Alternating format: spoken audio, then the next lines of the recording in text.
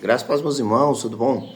Olhando para Judas e para a carta de Judas, talvez você se pergunte, é realmente perigoso essa atividade dos falsos mestres com relação à igreja? A resposta é sim. Talvez nós apenas falamos assim, é mais uma igreja, é mais um pastor, é mais uma pessoa. Só que essas pessoas, elas possuem uma capacidade de destruição. Se a gente for olhar no versículo de número 13, olha o que ele diz. Ondas bravas. Estão falando Judas falando ainda das características dos falsos mestres. Ondas bravas ou ondas bravas do mar, que espumam suas próprias sujidades ou suas próprias sujeiras, estrelas errantes, para as quais tem sido guardada a negridão das trevas para sempre.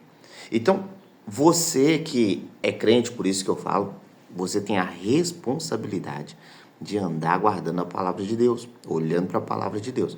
Primeiro porque, veja, os falsos mestres, eles são como ondas bravas ou ondas agitadas. Então, lembre-se bem, você lembra de um evento chamado tsunami que fez uma devastação? E aí você deve se perguntar, esses falsos mestres, o papel deles é destruir. Lembra que Jesus disse, o ladrão veio senão para matar, roubar e destruir. E esse texto não está falando ali do diabo, ele está falando dos falsos mestres, dos falsos pastores, do ladrão.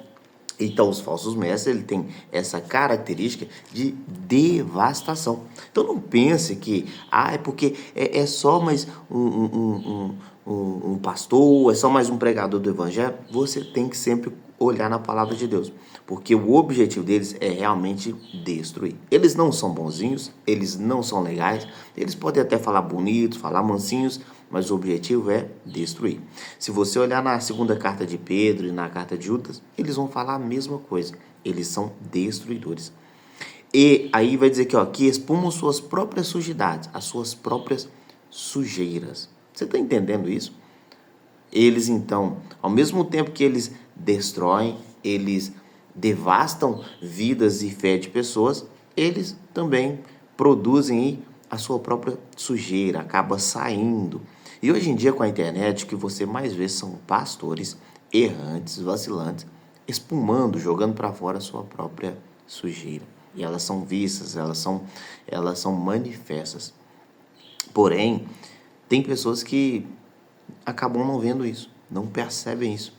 E aí nós falamos, olha, tal versículo está escrito assim. Aí a pessoa fala assim, mas por que você não lê esse versículo? Porque você precisa ser essa pessoa também que leia esse versículo. Você precisa ser como aqueles crentes de Bereia que conferia nas escrituras se o que o pastor, o ministro, o pregador, ele está falando é certo. Então, por isso que o convite nosso é, eu estou lendo aqui com você, estou na internet, mas olha o texto aqui comigo, acompanha comigo. Veja que o texto vai dizer assim, olha, estrelas errantes. E essas estrelas errantes, elas podem ser consideradas também uma estrela cadente. Já viu uma estrela cadente? Aparece e some. Mas também podem ser consideradas, talvez, os anjos que caíram, tá bom? Porque eles são chamados de estrelas, tá? Então, eles são comparados, os falsos mestres são comparados pode ser comparados a estrelas cadentes que aparecem e caem, mas podem ser comparados também a demônios, a demônios, a anjos caídos. Lembra que Jesus disse, olha, eu vi Satanás cair do céu. Cair do céu como uma estrela. Então, veja, aqui você então consegue perceber que eles são tão maus, são tão prejudiciais, que eles são comparados a estrelas errantes, a anjos caídos. Então não pense que esses falsos mestres, eles vão querer fazer coisas boas para a vida das pessoas. Mas ele faz coisas boas, ele dá isso, dá aquilo, ele faz isso, faz aquilo, ele faz grandes eventos, por exemplo, e abençoa muitas vidas. Mas se não tiver fidelidade com aquilo que Jesus ele ensinou, ele é apenas um falso mestre. Ele é apenas uma estrela que está aparecendo e está caindo, tá bom? Outra coisa que você vai perceber aqui que o texto diz o seguinte, para os quais tem sido guardada a negridão das trevas para sempre. Então tem pessoas que têm a coragem de dizer assim, não existe, por exemplo, inferno. Ah, mas aquele inferno de fogo, por exemplo, que fala lá, que lá a Bíblia chama de Geena, tem outro nome também. Não, esse inferno de fogo não existe. Mas veja que aqui, por exemplo, vai falar de uma negridão das trevas para sempre.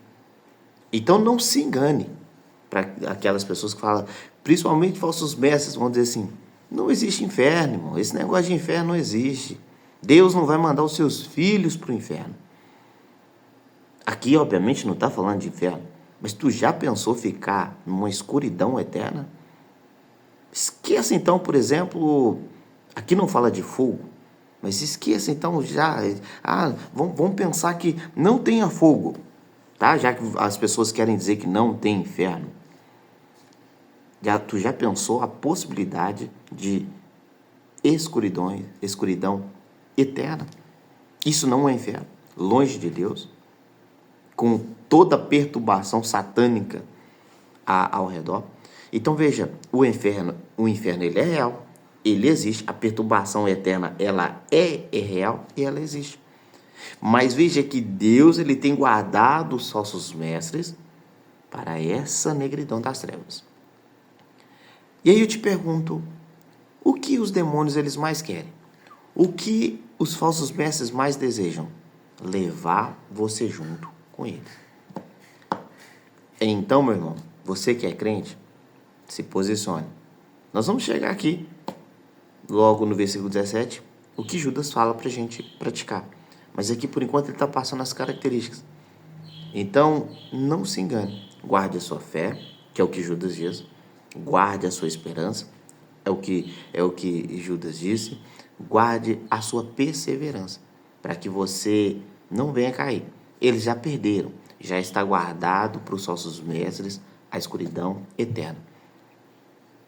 Só que eles querem arrastar mais um, e esse um é você.